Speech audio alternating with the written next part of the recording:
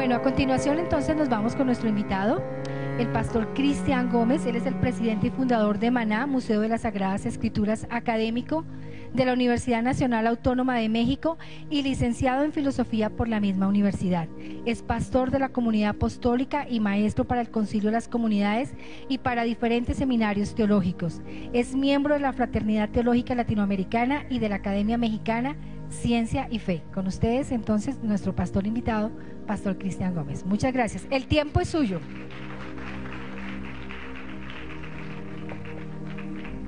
Muchas gracias. La Biblia es el libro más leído, más traducido, pero también el más perseguido de la historia. El libro más perseguido de la historia. Vamos a hablar de ese aspecto de la persecución contra la Biblia. Saludo al pastor Carlos en esta iglesia. Muchas gracias por recibirnos. Gracias, hermano David Pavón, hermana Blanca. Saludo al pastor Manuel Vadillo, de Sociedad Bíblica Colombiana. ¿Está todavía con nosotros? Acá está. Gracias, hermano. Muy bien. La Biblia prohibida en Iberoamérica por más de 400 años.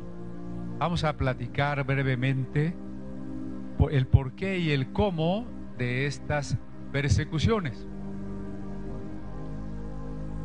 Por lo pronto, la Biblia en español se comenzó a traducir por pedacitos.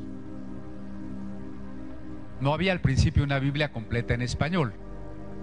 Recordemos que la Biblia originalmente no se escribió en español. Y esto va a ser importante porque a veces cuando discutimos las diferencias de versiones, pensamos que la Biblia nos llegó porque Dios la mandó en español desde el cielo, ¿no? La Biblia llegó en hebreo, en arameo y en griego. Y el español está cumpliendo 1000 años, ¿verdad? Estamos cumpliendo 1000 años de la lengua española. El documento más antiguo que tenemos de nuestra lengua se llama las glosas emilianenses. Son unos textos acerca del bautismo, que es lo más antiguo que se puede decir, ya es castellano. Así que nuestra lengua está cumpliendo 1000 años. Pero bueno, la primera parte de una Biblia, que podemos llamar, se llamó la Hacienda de Ultramar, que hecha por algunos judíos a petición de un arzobispo español, era una especie de descripción de un viaje a la Tierra Santa, tomando relatos bíblicos que había sucedido en Jericó, que había sucedido en Nazaret, que había sucedido en Belén, y para ello se traducían porciones bíblicas.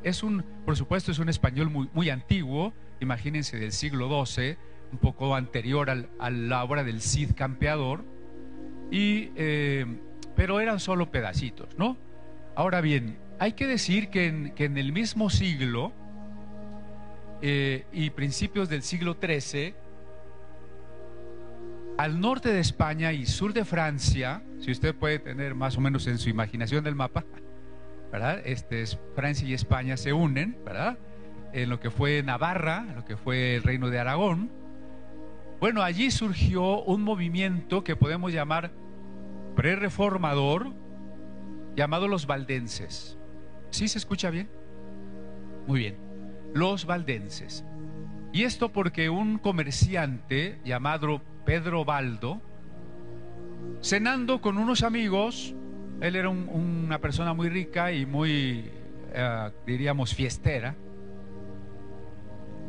De repente un amigo cayó muerto ahí en la comida. Y Pedro Baldo se sintió impactado por lo vulnerable de nuestra vida. Y de allí empezó a buscar cómo podía estar seguro de su salvación. Y todo el mundo le decía diferentes cosas. No había una claridad. Se había perdido el mensaje de la salvación durante varios siglos. La Biblia solamente se conocía en latín, y eso por los monjes. Solo estaba en los monasterios. El pueblo no tenía la Biblia, el pueblo no sabía leer. Pero él de su fortuna utilizó la mayor parte para repartirla a los pobres. Otra partecita la designó a su esposa y a sus 2 hijas. Y con otra parte financió la traducción de los evangelios al provenzal. Y entonces, cuando tuvo los evangelios y renunció a su riqueza, así descalzo y con una especie de túnica, se fue de casa en casa para leerle a la gente los evangelios, para comer lo que le dieran. Y entonces muchos de sus amigos siguieron su ejemplo y también dejaron sus fortunas y se fueron a llevar los evangelios por las casas. Cuando las personas oían los relatos evangélicos que no conocían, porque la gente solo escuchaba la misa en latín, la gente solo sabía leyendas que si Cristo se había ido gateando a Egipto, que si Cristo hacía pajaritos de barro y le soplaba y se iban volando, y no sabía de la Biblia. Cuando la gente empezaba a escuchar las lecturas de los evangelios, quedaba encantada. Así que pronto tuvieron 100 discípulos, 500 discípulos, 1000 discípulos, y les apodaron los valdenses. El obispo se enojó, yo creo que sobre todo porque a él no le tocó nada de la fortuna de Pedro, y le prohibió, bueno, de hecho estaba prohibido que si alguien no era sacerdote poseyera y leyera una Biblia, y mucho más prohibido que la predicara. Entonces le prohibió seguir con su tarea. Él con un amigo se fue a Roma a pedir permiso para predicar. No se lo dieron. Entonces él regresó y siguió predicando.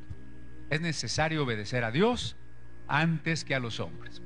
Siguió predicando y los valdenses llegaron a ser en número de 300,000. ¿Qué fue lo que hizo Roma frente a lo que consideraba una amenaza? Y de otro grupo no tan cristiano, un poco más esotérico, pero que también había traducido el Evangelio de Juan, los cátaros. ¿Qué hizo Roma frente a los cátaros y los valdenses? La Tercera Cruzada, liderada por una institución que creaba en ese momento alrededor de 1260, el Tribunal del Santo Oficio. El Tribunal del Santo Oficio. Así que se fundó también la orden de los dominicos, que quiere decir dominicanes, los perros del Señor, para perseguir a estos grupos. Y efectivamente la Tercera Cruzada, con los dominicos a la cabeza de la Santa Inquisición, exterminaron y asesinaron a un promedio de 300,000 valdenses. Así terminó este primer esfuerzo, perdón, me conmueve, este primer esfuerzo de acercarse a la Biblia en un idioma del pueblo. Como esto sucedió en el norte de España, de inmediato se procedió a prohibir que se hicieran traducciones a las lenguas del pueblo. Y esto lo decretó el rey Jaime I de Aragón, que dijo: todas las Biblias que ya existan o porciones de la Biblia que existan en lenguas vernáculas, y aunque estén en bibliotecas de conventos y escuelas, deben ser quemadas. El edicto de Jaime I fue confirmado por 2 concilios posteriores. El concilio de Tarragona, primero y segundo concilio de Tarragona, también prohibieron la Biblia en lenguas vernáculas. Así que todo el sur de Francia, la Provenza y todo el reino de Aragón tenía ya prohibido que el pueblo tuviera acceso a la Biblia, y esto pues es comprensible. Mucha gente cree que la Biblia es solamente un libro de religión y no se da cuenta que la Biblia nos enseña a pensar, que la Biblia nos enseña a preguntarnos, y que si uno tenía la Biblia en la mano hubiera dicho: pero ¿cómo me dices que vaya a las cruzadas a matar infieles si Cristo dice que yo ponga la otra mejilla? ¿Cómo dices que me voy a ganar el cielo si muero en la guerra si Cristo llevó mis pecados? Yo no tengo que ganarme el cielo, ¿verdad? ¿Cómo dices tú que debemos de estar sometidos al Papa y solo por los sacramentos nos podemos salvar, si en la Biblia dice que todos somos sacerdotes? Entonces leer la Biblia es peligroso. Leer la Biblia es peligroso. Mientras tanto, en el sur de España, y esto es interesante, España todavía no era un país unificado, más al sur, en Castilla, subió al trono un rey muy importante que se llamó el rey Alfonso X, apodado el Sabio.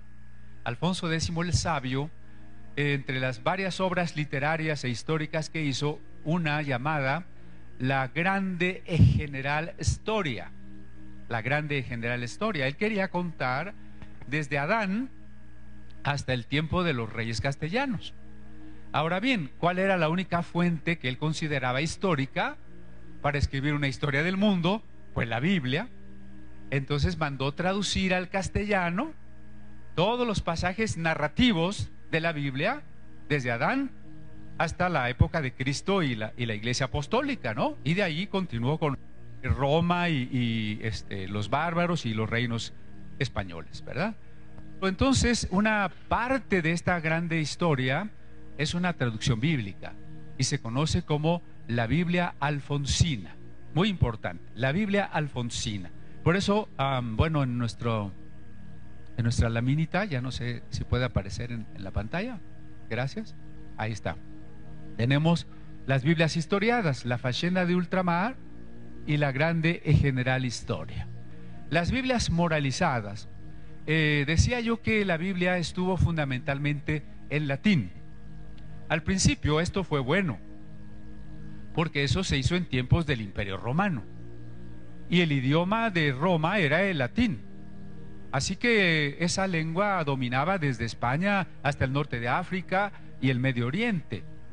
Y entonces en el siglo IV hubo un hombre, un personaje conocido como San Jerónimo, ese Eusebio Sofronio Jerónimo, que tradujo la Biblia del hebreo y del griego al latín en un idioma que el pueblo pudiera entender. Se llamó la Vulgata Latina, año 380. Entonces, bueno, en su momento esto es grandioso, ¿no? Hay una Biblia para el pueblo, en latín, una Biblia traducida con mucho rigor científico. Solamente que esta Biblia pues se fue copiando a lo largo de los siglos, por más de 1000 años, todo lo que llamamos la Edad Media. Pero el problema es que las lenguas evolucionan. Y entonces el latín se fue dejando de hablar porque se fue convirtiendo en las lenguas romances, ¿verdad? El español, el portugués, el italiano, el francés, el catalán, el gallego, el rumano, etcétera, ¿no? Entonces la gente ya no entendía latín como ahora nosotros.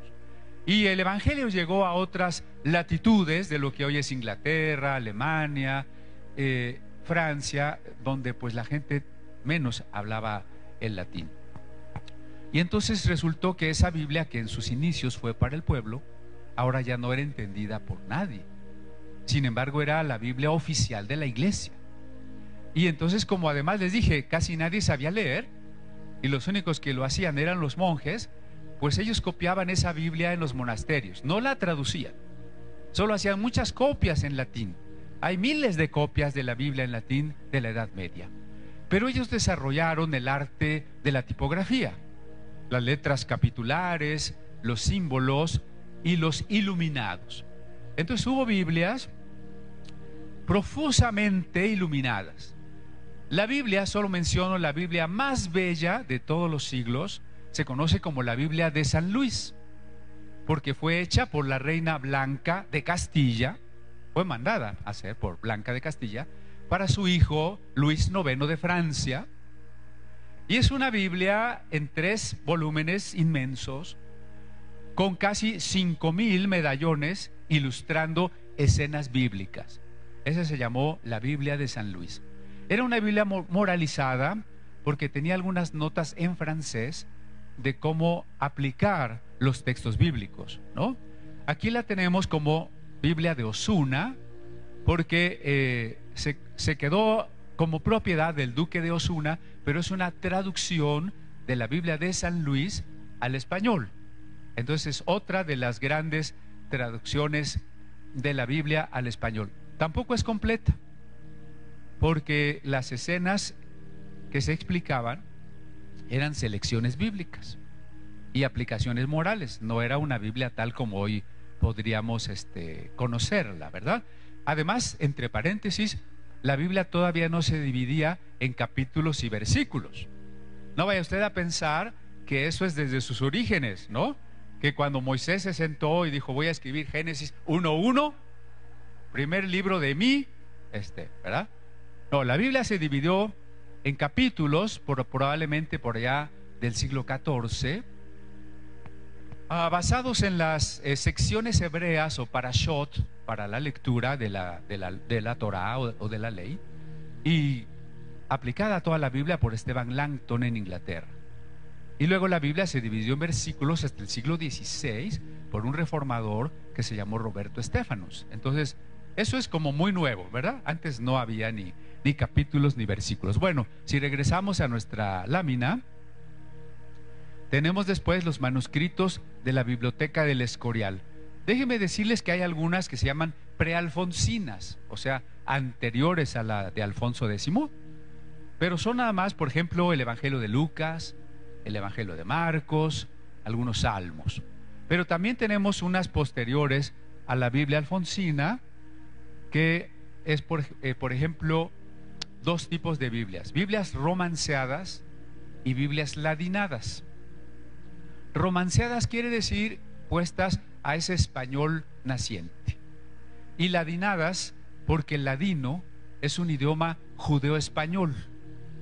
Los judíos habitaron en gran número en la península española desde los tiempos de San Pablo, cuando menos, y ellos llamaban a España Sefarad. En la Biblia se menciona España, pero se llama Sefarad. Por eso los judíos españoles se llaman sefaraditas. Y ellos combinaron el español antiguo con el hebreo y surgió un idioma que se llama ladino. Y entonces una Biblia ladinada es una Biblia hecha por judíos a esa variante del español, ¿verdad? Tenemos una muy importante que es la Biblia de la Casa de Alba, que el duque de Alba le pidió a un rabino llamado Moshe Arragel y le dijo: tradúceme la Biblia. Bueno, el Antiguo Testamento, del hebreo. Y él dijo: no, porque me van a quemar, pues si no lo traduces te voy a quemar yo. Y entonces se lo tuvo que traducir. Pero estamos hablando de a mano. Este es un manuscrito del siglo XIV, ¿verdad? Un manuscrito del siglo XIV. Entonces es un Antiguo Testamento, el primer Antiguo Testamento completo al español manuscrito, la Biblia de Alba. Muy bien, vamos a la que sigue, porque si no el tiempo es un tirano. Bueno, ahí tenemos las Biblias ladinadas y las aljamiadas. Ese término es medio complicado, pero hagan de cuenta que sería una Biblia en español, pero con letras, con caracteres hebreos. ¿Sí me explico? O sea, está en español, pero en vez de usar las letras latinas de nuestro alfabeto, usaría los caracteres hebreos. Es una Biblia aljamiada. Bueno, tenemos en la siguiente Biblia. Ahora ya vamos a pasar por una revolución del milenio, la imprenta, ¿no? Inventada en 1452. Después hablaremos de eso, pero la siguiente Biblia, ya después de la invención de la imprenta, es otro Antiguo Testamento que se llamó la Biblia de Ferrara y está impresa en 1553. Es una versión en ladino, precisamente, hecha por los judíos expulsados de España. En la siguiente plática me voy a detener un poco más en este problema de la expulsión de los judíos.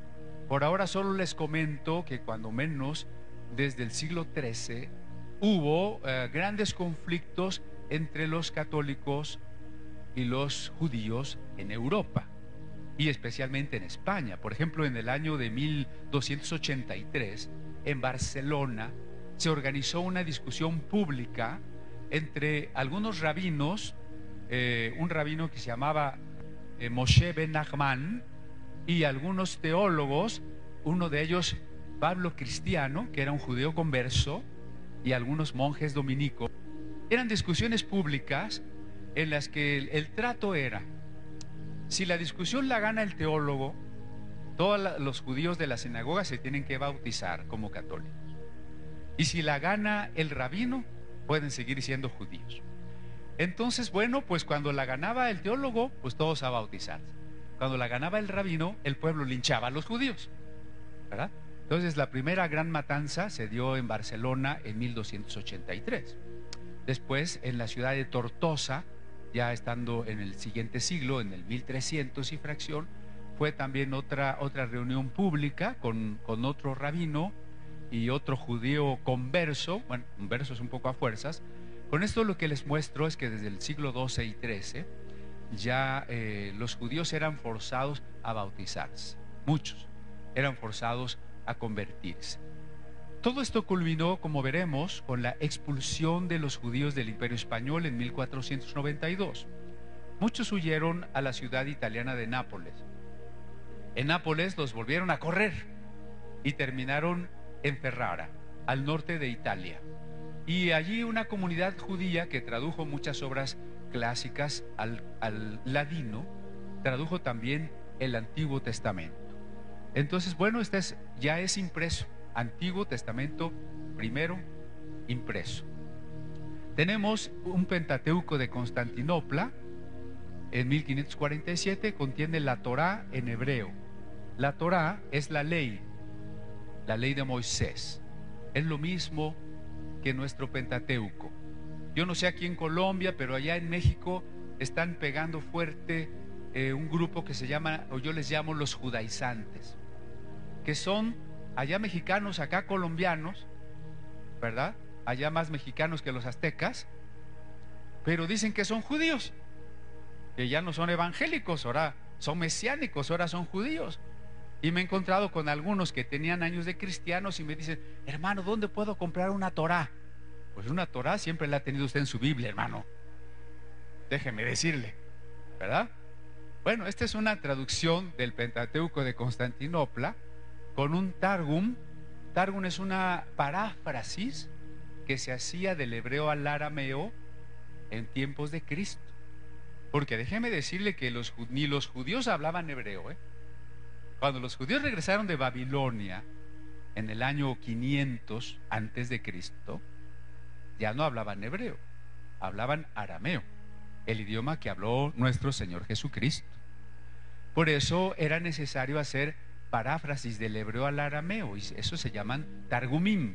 Entonces tenemos un Targum de Onkelos, tenemos los salmos de Constantinopla, tenemos los profetas y agiógrafos de Salónica, porque los libros de una Biblia hebrea son los mismos de una Biblia protestante, solamente que acomodados en otro orden.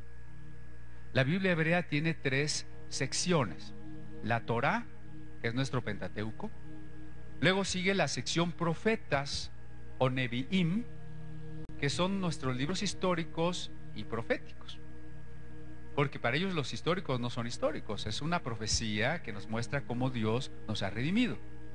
Y en la tercera sección, los escritos o agiógrafos o ketubim, ¿verdad? Son las 3 secciones de la Biblia hebrea. Si usted recuerda en Lucas 24, cuando Jesús resucita, dice que le explicó a sus discípulos que el Hijo del Hombre tenía que resucitar, y se los explicó pasando por la ley, los profetas y los salmos, ¿verdad?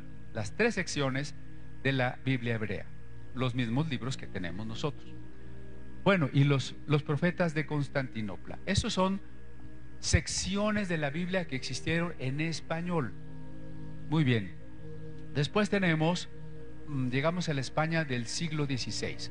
Hay cosas muy importantes que suceden allí entre 1492. Allí tenemos que comentar varias. Por lo pronto, Cristóbal Colón llega aquí cerquita, ¿no? A las islas, ¿verdad? Y con ello, el Imperio Español va a ser inmenso. El nieto de los reyes católicos, que va a ser Carlos V, emperador de Alemania, Países Bajos, Flandes, Sicilia, Nueva España, Virreinato del Perú, etcétera, dice: en mi reino no se pone el sol. Pues es tan extenso que siempre va a ser de día en algún lugar de su reino, ¿verdad? Bueno, en 1492 sucede pues el descubrimiento de América. Sucede también que se da la expulsión de los árabes. Imagínense otra vez el mapa, ¿no? El sur de España está separado apenas por una franjita de mar del norte de África. Desde ahí del norte de África, los árabes, unidos por la religión musulmana, se volvieron muy poderosos e invadieron España alrededor del año 800. Y entonces estuvieron por 800 años en España.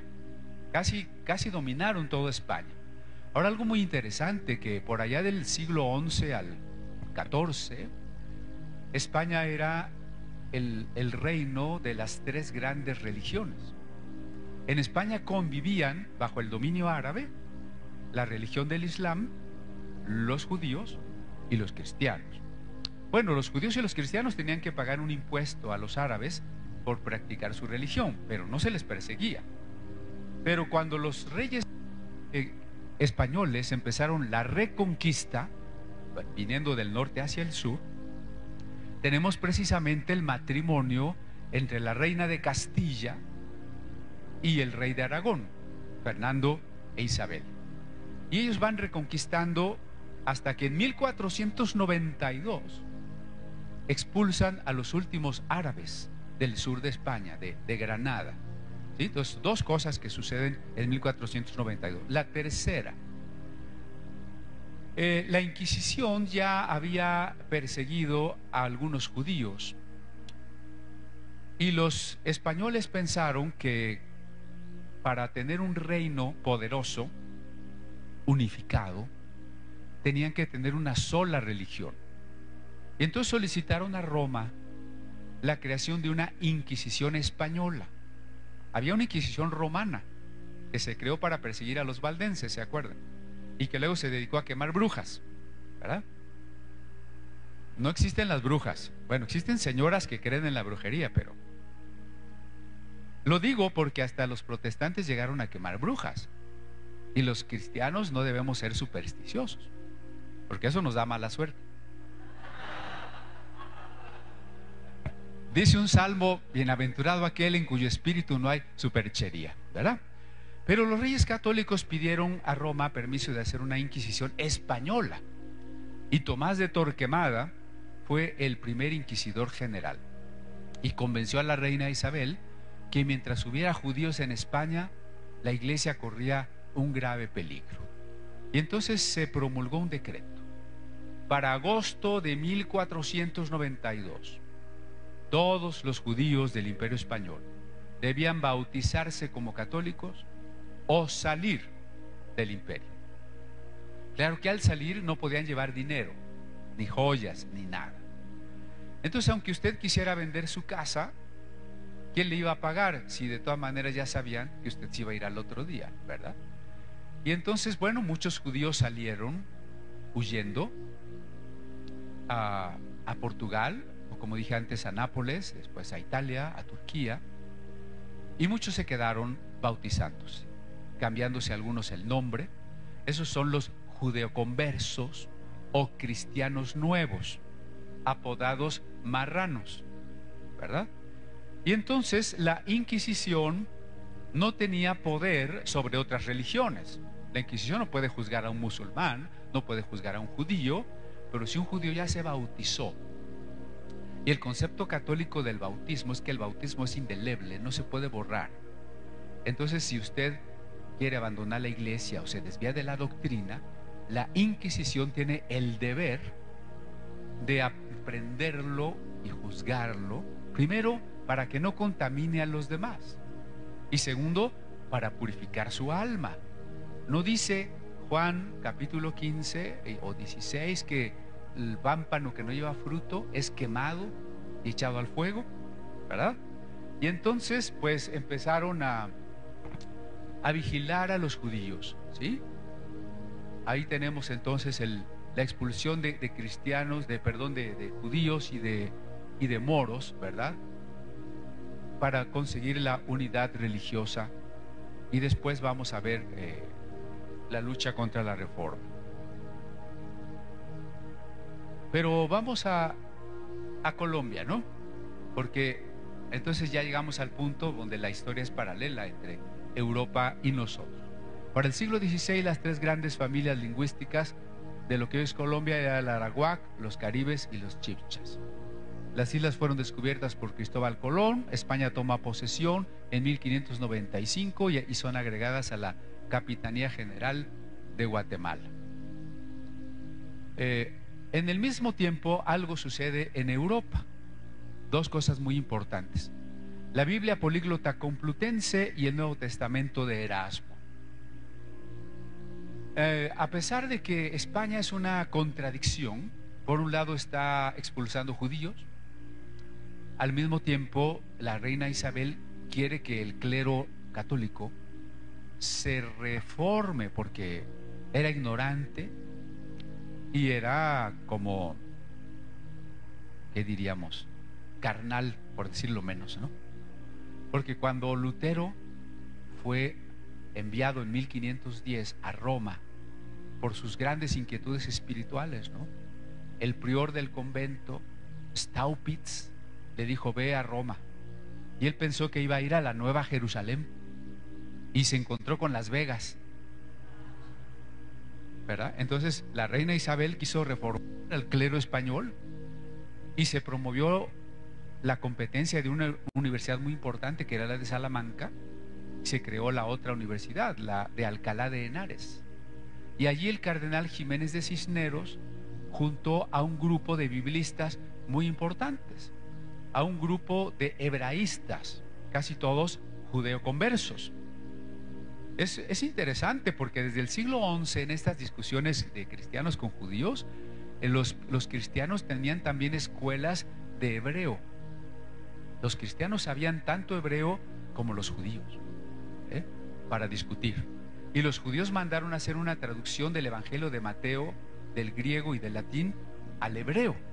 Se conoce como el Códice Shem Tov, pero no es un Mateo hebreo del siglo I o II, es un Mateo hebreo del siglo XIII, ¿no? Porque luego los judaizantes les quieren vender esa versión. Solo es Mateo. En realidad las discusiones entre judíos y católicos no eran tan bíblicas, Tal vez una plática hoy entre un cristiano y un judío fuera más de los pasajes bíblicos. En realidad era una discusión entre escolástica de Tomás de Aquino contra ideas talmúdicas. El Talmud es después de la Biblia, es el libro de las tradiciones y opiniones de los rabinos más importante de los judíos. Entonces, el punto es que en Alcalá de Henares, el cardenal Jiménez de Cisneros quiso recuperar un texto crítico para el estudio de la Biblia, del clero, no del pueblo. Esta no es una traducción, es una Biblia políglota en los idiomas antiguos. Lo que ustedes ven en la foto de nuestro lado izquierdo, pues un poco borroso, bastante borroso, pero imagínenselo. La columna derecha es el texto hebreo. La columna de la izquierda es el texto griego del Antiguo Testamento, que se había traducido en el siglo III antes de Cristo, que se llamó la Biblia de los 70, la Biblia Septuaginta, porque había una leyenda, ¿no?, de que 70 rabinos la habían hecho. Yo les ruego que si tienen preguntas no las olviden, anótenlas para que al final de la tercera conferencia me puedan linchar, ¿verdad? ¿Verdad? Pero anótenlas. Puede haber preguntas de muchas cosas que estamos diciendo tal vez muy rápido, ¿sí?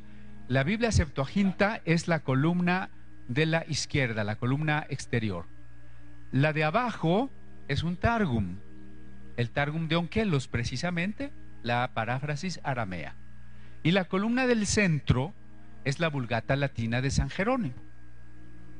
Ahora bien, la Biblia en latín era tan valorada por la Iglesia Católica en menosprecio de las lenguas originales de la Biblia, que el cardenal Cisneros llegó a decir que la columna en latín estaba al centro como Cristo entre los dos ladrones, la sinagoga y la Iglesia Ortodoxa griega, ¿verdad? Entonces, bueno, esa es la Biblia políglota complutense, Es muy importante para la historia del texto bíblico. Primero, porque usó manuscritos que muchos de los cuales hoy ya no tenemos. Segundo, porque era un trabajo científico comparativo. Porque además la versión Septuaginta tiene abajo una traducción interlineal en latín que no es la Vulgata. Pero además, imagínense cuando la imprenta era todavía hacer cada letrita en plomo, en metal, tallar cada carácter hebreo, griego y acomodarlos en la cajita. Hoy con la computadora ya no nos imaginamos qué es eso de la imprenta, ¿verdad? Pero bueno, fue una labor de muchos años, que se comenzó en 1514 y se terminó prácticamente en 1517. Pero al mismo tiempo, un humanista holandés llamado Erasmo de Rotterdam estaba consciente de los errores de la iglesia y de la sociedad. Escribió un libro que se llamó Elogio de la locura, es así como alabanza de la insensatez, donde de una manera irónica se burlaba de la inmoralidad y la corrupción del clero. Y él quería que la cultura regresara a las fuentes antiguas, griegas, romanas y bíblicas. Y por eso él se puso a estudiar el griego antiguo y a recuperar manuscritos del Nuevo Testamento griego. Finalmente logró recuperar 7 manuscritos griegos del Nuevo Testamento. Comparándolos, preparó una edición que sería la primera edición impresa de un Nuevo Testamento griego y que publicó en 1516. Así que tenemos ahí la foto de este otro lado, primer Nuevo Testamento impreso en griego, a 2 columnas, porque en la primera columna tenemos el texto griego y en la segunda una traducción que él hace al latín, que no es la Vulgata, porque la Vulgata había sido muy buena, pero imagínense, después de copiar por tantos siglos, se va distorsionando. Esto es importante para nuestra tercera plática. Saber que antes de la invención de la imprenta no existe un libro igual a otro. Ningún libro es igual a otro, porque como todos son a mano, en la copia a mano siempre va a haber un error, siempre va a haber un cambio, ¿sí? Entonces, después de más de 1000 años de copiar la Vulgata, tenía muchos errores. Por eso Erasmo hizo una nueva traducción al latín. Seguía siendo el latín el idioma sagrado, de la filosofía. Todavía hasta Descartes los filósofos escribían en latín, y estoy en el siglo XVII. Y los teólogos protestantes también. La obra de Casiodoro de Reina, que se llamó Artes de la Inquisición, estuvo en latín. La institución cristiana de Calvino estuvo en latín. Muchas obras, las 95 tesis de Lutero, estaban en latín. Muy bien. Ahí tenemos que en 1517, y el año pasado cumplimos 500 años, ¿verdad? Martín Lutero había clavado sus tesis en la puerta de la capilla de Wittenberg, dando inicio al movimiento de la Reforma. ¿Qué quería Lutero? Que los creyentes encontraran a Cristo. La iglesia ya no predicaba a Cristo. Predicaba tantas cosas que Cristo no era el centro de la predicación. ¿Y cuál era para Lutero la única manera de encontrar a Cristo? La Biblia, ¿verdad? La Biblia, y por eso él se propuso que la Biblia estuviera en los idiomas del pueblo, algo que la iglesia ya había prohibido. Por eso él traduce la Biblia al alemán y todos los reformadores de otros países harán lo mismo, ¿sí? Entonces la iglesia reacciona, la iglesia católica. Cuando Lutero empezó la reforma, él no estaba interesado en romper con Roma. No era su intención, porque él solo quería reformar su iglesia, la católica. Él era un monje. No hay que olvidar que él era un sacerdote católico. Me gusta recordarlo porque a veces el católico piensa, no, ese Lutero fue un hijo del infierno. No, era un sacerdote católico. Y a veces los protestantes también lo olvidamos y decimos, esos católicos que todos se van a ir al infierno. Lutero era un sacerdote católico cuando encontró a Cristo, y precisamente estudiando la epístola a los romanos, ¿no? Bueno, entonces, para 1545, cuando la Iglesia Católica vio que los príncipes alemanes y otros territorios y poblaciones abrazaban la reforma, a pesar de que Lutero fue excomulgado en 1521, y ahí sí ya hubo un rompimiento. Entonces dijo, tenemos que hacer algo, y convocó un concilio de obispos en la ciudad italiana de Trento, y ahí se discutieron varias cosas, especialmente cómo combatir a la reforma, y se tomaron algunas decisiones como reactivar la Inquisición, ahora en manos también de los jesuitas. Bueno, la propia creación de la orden de los jesuitas como orden de monjes soldados. Hasta la fecha, usted no tiene que olvidar que los jesuitas están creados para acabar con el protestantismo. Ellos pueden estudiar cualquier carrera, no tienen que estar encerrados en un convento. Tienen que estar en el mundo influyendo la educación, y tienen que estar en las iglesias influyendo la teología. En este momento, y tristemente, hay muchas corrientes protestantes que están siguiendo la teología de la liberación o la teología de la ideología de género. Esos son inventos jesuitas que fueron creados para destruirnos, y allá vamos nosotros como borreguitos, ¿no? Entonces, no solo se creó la orden de los jesuitas, se determinó que los libros apócrifos también eran inspirados, y se decidió un segundo canon, por eso se llaman deuterocanónicos. Y también se decidió que la Biblia para el pueblo no se debería de dar, porque la gente simple e ignorante la iba a mal interpretar, y entonces se seguiría más daño que beneficio de que la gente tuviera la Biblia a la mano. El pueblo tenía que conformarse con los catecismos, con las pinturas que estaban en las iglesias. No diría yo que con los sermones, porque recuerde que hasta 1965 los sermones eran en latín, ¿verdad? Así que usted salía de la iglesia igual o peor que como había entrado, ¿verdad? Entonces, después del Concilio de Trento, se inicia la Contrarreforma y comienzan las guerras de religión.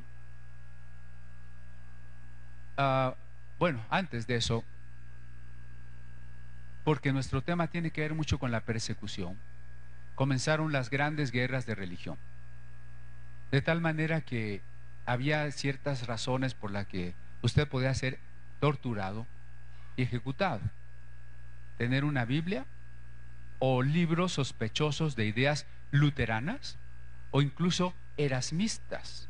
Después Erasmo también se volvió sospechoso, porque Lutero usó el testamento griego de Erasmo, ¿verdad? De ahí tradujo al alemán. Y también Lutero estuvo de acuerdo con las ideas de Erasmo de crítica a la iglesia y de vuelta a las lenguas antiguas. Entonces existía el dicho de Erasmo puso el huevo y Lutero lo empolló. Y entonces Erasmo también se volvió sospechoso, aunque nunca fue plenamente un reformado.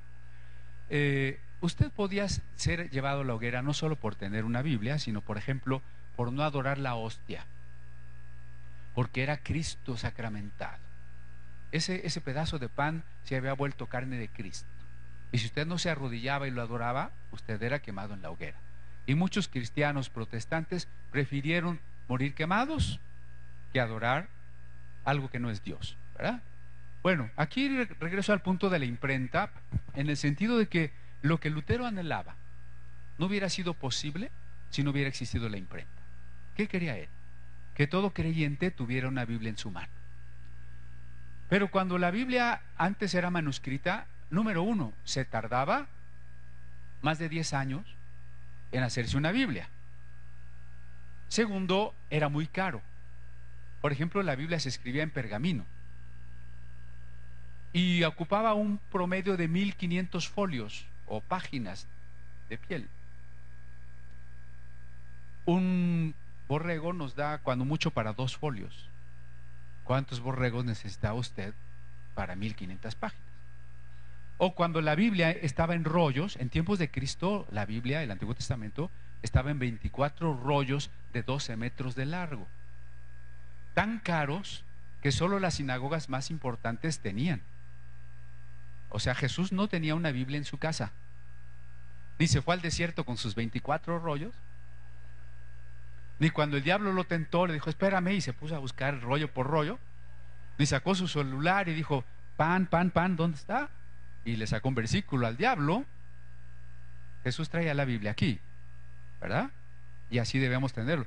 Bueno, a veces yo he tenido problemas por eso, porque me invitan a predicar y cito un montón de pasajes bíblicos y luego me reclaman, hermano, ¿por qué no usó la Biblia? Porque no la tenía ahí físicamente abierta, ¿no? ¿Cómo que no usé la Biblia? ¿No? Pero es que no se podía traer una Biblia.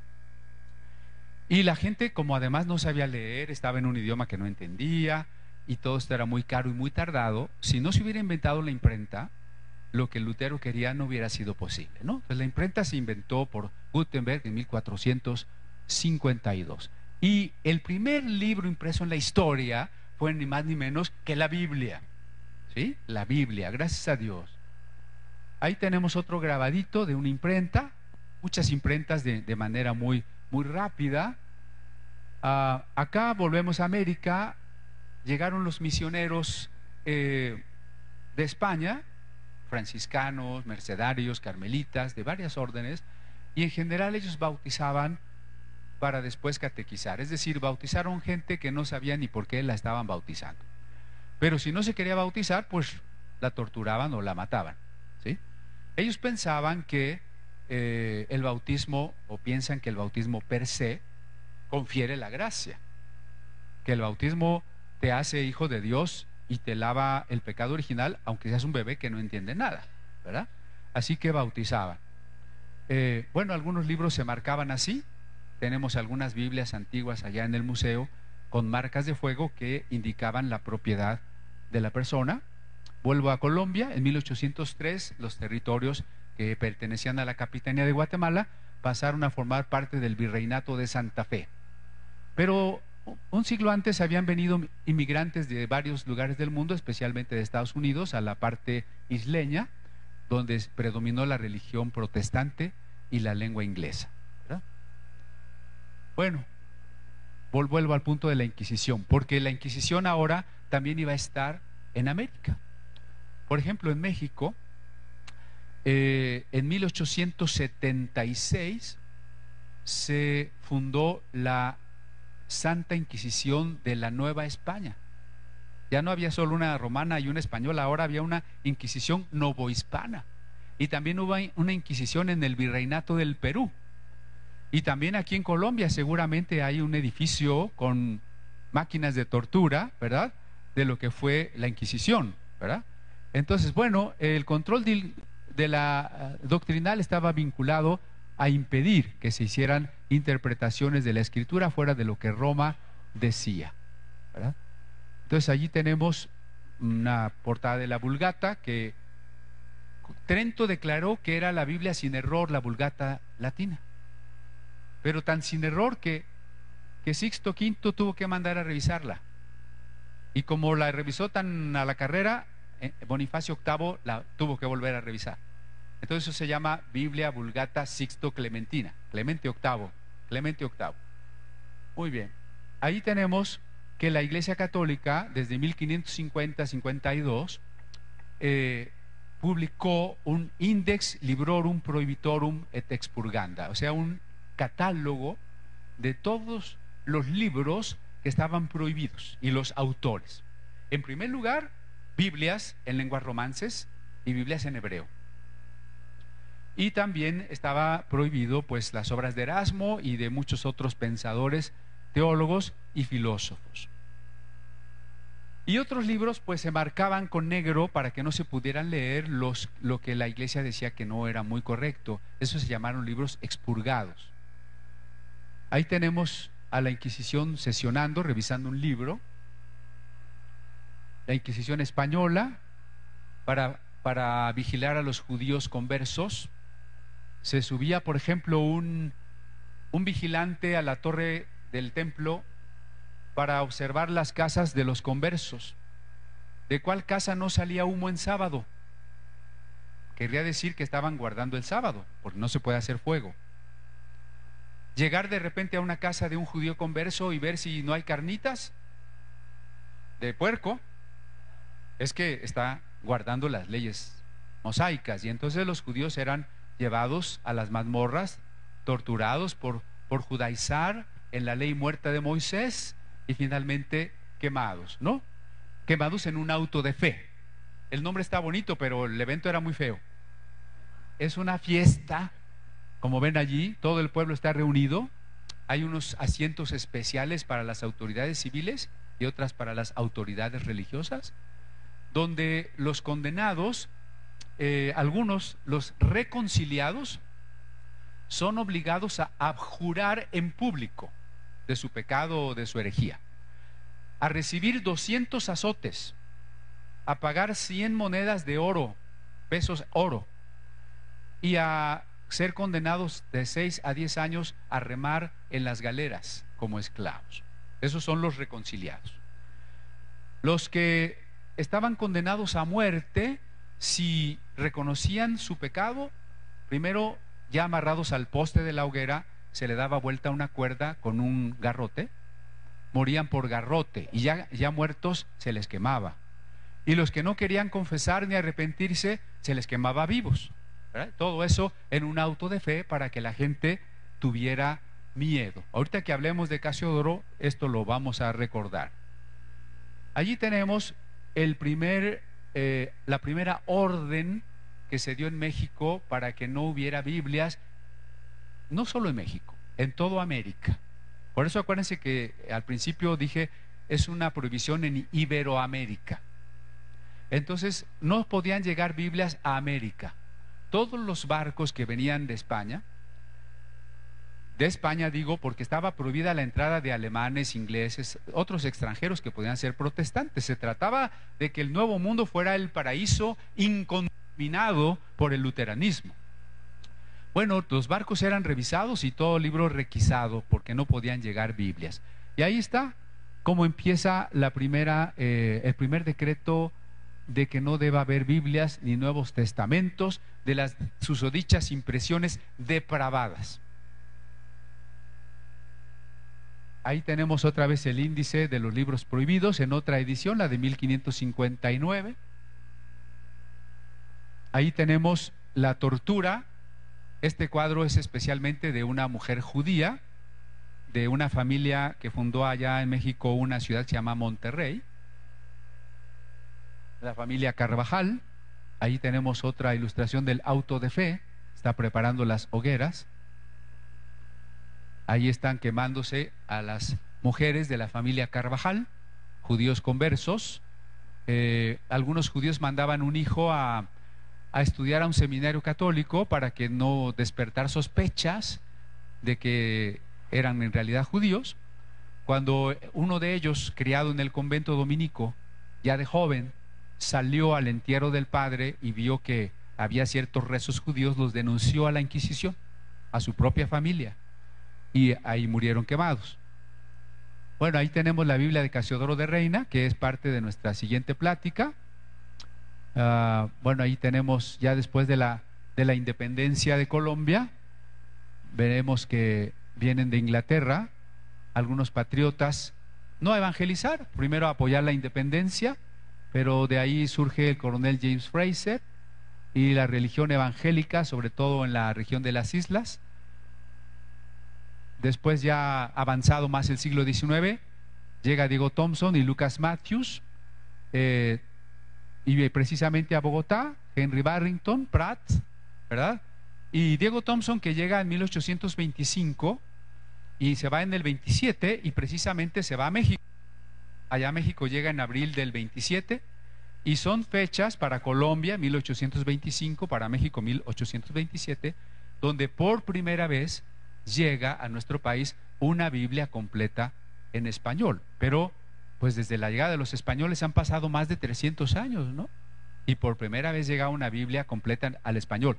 Y no llegan tantas como para que todo el mundo la tenga. Y tampoco nuestra gente sabe leer. Y la iglesia la sigue prohibiendo, ¿sí? Ahora bien, las escuelas lancasterianas, aquí me estoy yendo muy rápido, ¿no?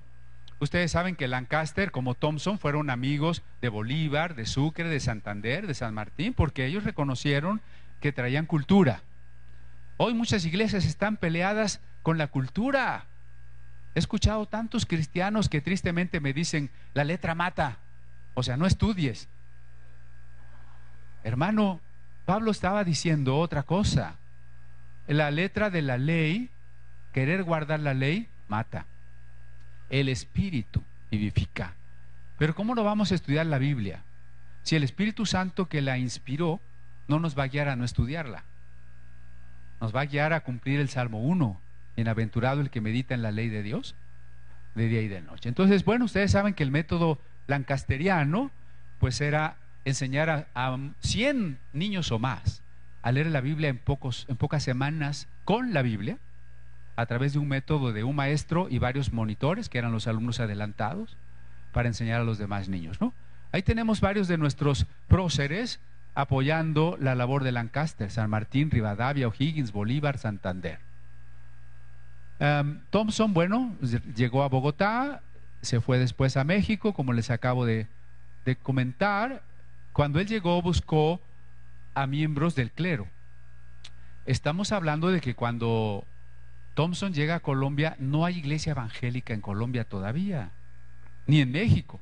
Los misioneros protestantes van a venir hasta la década de 1860, ¿verdad? Y entonces él estuvo, miren, con rector del colegio de San Bartolomé, el prior del convento de los predicadores y otros sacerdotes, porque la Biblia que llegó en esa época llegó básicamente para maestros, abogados y sacerdotes. La Sociedad Bíblica Británica envió 10,000 Nuevos Testamentos, ¿verdad?, al Chocó. La Sociedad Bíblica Americana mandó otras 800 Biblias a Bogotá. Una Biblia bilingüe en español-latín se obsequió al doctor Wall, y luego ya se fue el doctor Thompson. Ahí tenemos a Diego Thompson. Y del otro lado, en México, al principal promotor de la Sociedad Bíblica, que era un doctor en teología, el doctor José María Luis Mora. Ya se le llama el padre del México moderno. Entonces es muy interesante cómo llega la Biblia a los países con gobiernos liberales, republicanos, porque a veces los izquierdosos quieren ver a la Biblia como un libro retrógrada. La Biblia llegó aquí gracias a la política liberal, a la política republicana, ¿sí? Bueno, allá en México tenemos al presidente Cárdenas con el fundador del Instituto Lingüístico de Verano, que se dedica en todo el mundo a traducir la Biblia a idiomas mexicanos, a idiomas indígenas, perdón, de todo el mundo, pero nació en México, ¿verdad?, con el apoyo de un presidente casi socialista, que fue Lázaro Cárdenas, ¿sí? Y luego tenemos ahí un ejemplo de una Biblia en un idioma indígena. Ese es el Concilio Vaticano II, que se realizó en 1965. He puesto la foto ahí solo para comentarles que la Iglesia Católica oficialmente dio permiso de que el pueblo lea la Biblia hasta 1965. Con lo cual corroboramos que nuestros países tuvieron una Biblia prohibida por más de 400 años, porque apenas se dio permiso en 1965. Ahí tenemos, bueno, una colección de Biblias. Y a pesar de que hay libertad de cultos, entre comillas, hay mucha persecución. Esta foto es de nuestro país, allá en México. No pasan 15 días, cuando mucho, sin que seamos informados en el Museo de la Biblia, que tenemos un departamento de apoyo a perseguidos. No pasan 15 días sin que tengamos una noticia de que alguien lo encarcelaron, le cobraron una multa, lo golpearon o lo expulsaron y le quitaron su tierra por no ser católico, básicamente. Y ahora viene una nueva ola de persecución. Están avanzando leyes que decretarán cárcel y multa a todo el que diga que la homosexualidad es pecado. Entonces, la persecución no se ha terminado. Vamos a tener persecución por diferentes caminos, la seguimos teniendo, pero creo que la iglesia y la palabra de Dios siempre ha sido perseguida. Apocalipsis lo representa con un dragón que siempre ha perseguido a la mujer. Nunca va a dejar de perseguir a esa mujer vestida del sol. Pero Casiodoro había recuperado una frase del profeta Isaías: mas la palabra del Dios nuestro permanece para siempre.